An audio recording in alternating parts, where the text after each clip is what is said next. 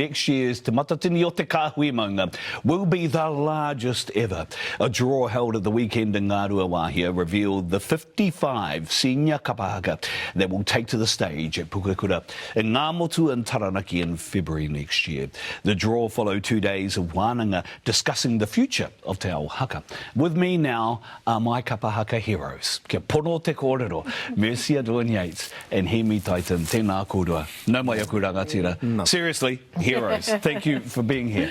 The draw yesterday, Mercia, lots of social media comment. It was popping off, apparently, to use a phrase of the rangatahi.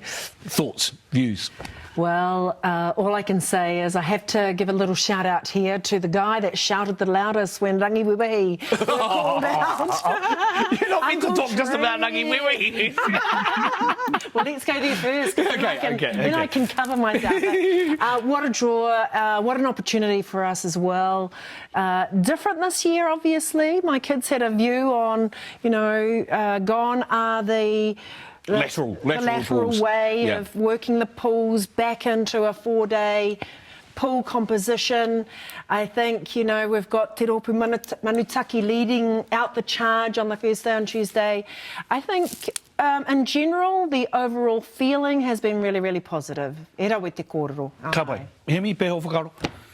Koi ora. Ko takota ke ngā te raupapatanga, me mahi te mahi. Engari, te wāhanga huangia ko Te Rōpū Manutaki pēho whakaro. Ai ha, i a te mataki a Te Rōpū Manutaki i te arohe, e mara. Me tino koi Te Rōpū a muri ia e ha. Pono. No, mahi tikana. Can I ask, Mercia, one pool, 3 Te Aroa Rōpū, and I'll ask Hemi about the 3 tāmaki groups in one pool, even though Te Tahatu's on the same day as Ngāti Rangi Wiwihi. But what do you make of that? I mean, is there a better way to do this, even though this was quite random? Yes. Is there a better way to do this, do you think?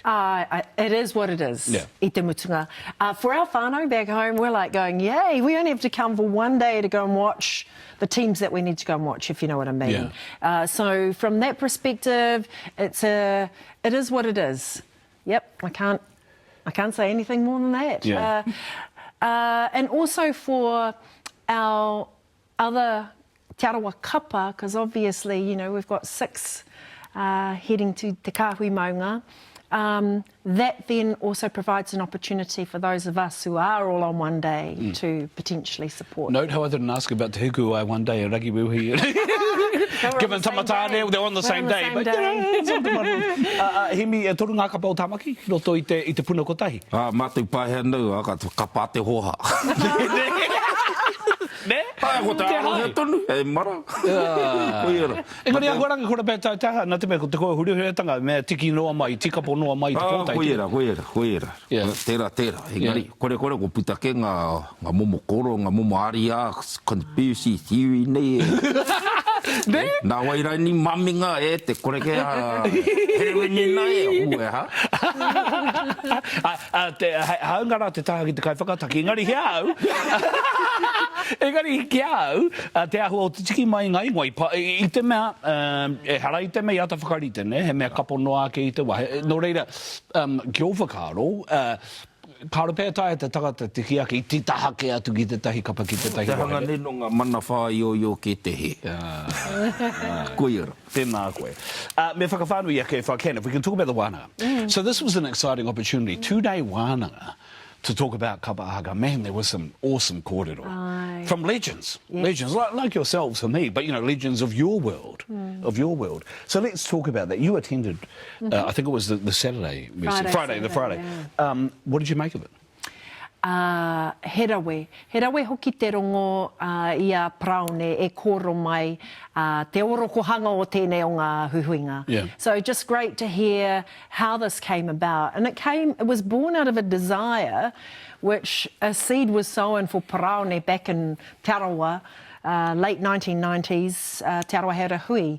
So that had resonated for Praone for some time. So to have the opportunity now to bring all of our different members from across the motu, who might have been in tutor roles, leadership roles, kaihaka roles, to listen to the greatest, You know, you can't go past Auntie Tangiwai and Turuhira and Terita. You know, that was a magic session to be present to and listening to them. And Tihi. And Auntie Oh, Tihi. my gosh. But tāna kōrero mō Ngāti Ene.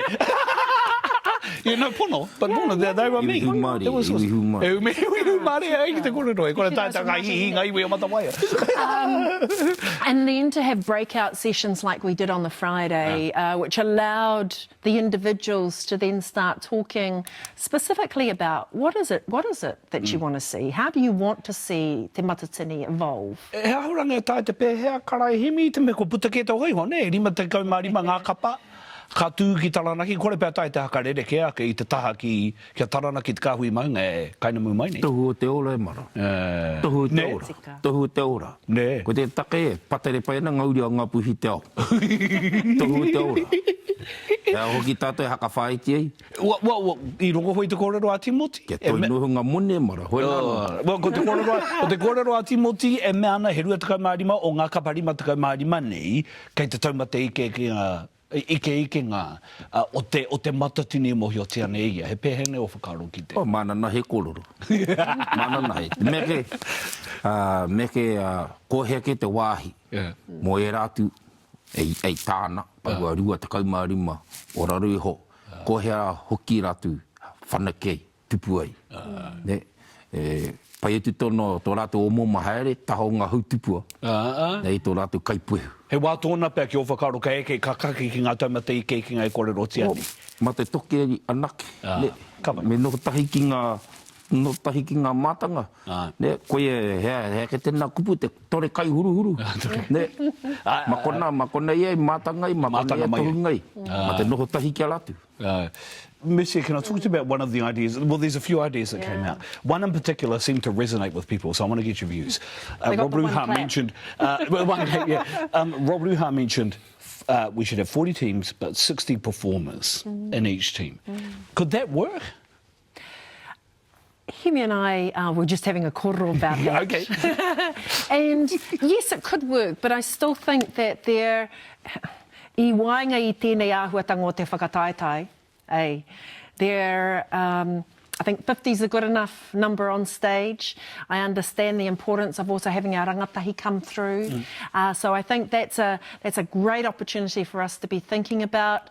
I would still like to challenge the whakataetai space, because I think I even mentioned it the last time I was on around having pools of genre, as opposed to, you know, like, let's really open this up, because we don't see the Super 12 or that really te rā momo, te momo auaha exhibited on our stages anymore. The kata ore who would come on with all of their big props, you know.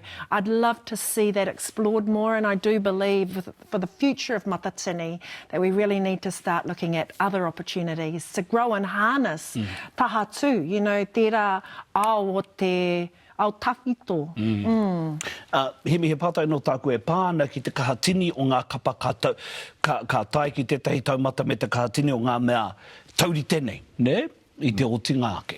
I pērā rawa ki tāmaki i tēnei tau nei. Ngā whakatātai aro, he toru ngā kapa i tuatahi mai, i angitu mai era, ko angitu anō ki te i angitu mai.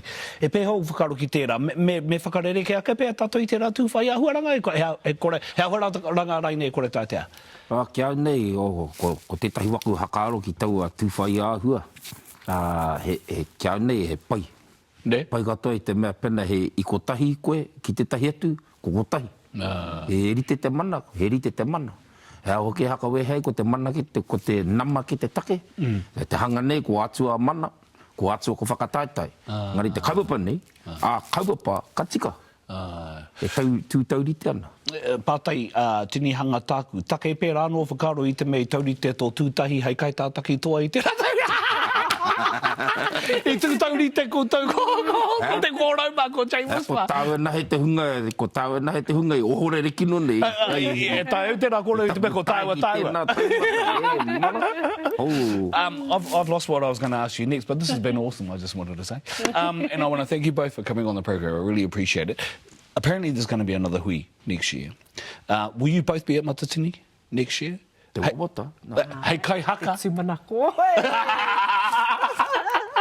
As a performer, Judge, kai whakawā pēr? Oh, kei te motu tēnā tau. Tēnā katau. I te Ne. mutina, ka tika. E aku rangatira, my heroes, tēnā kūra.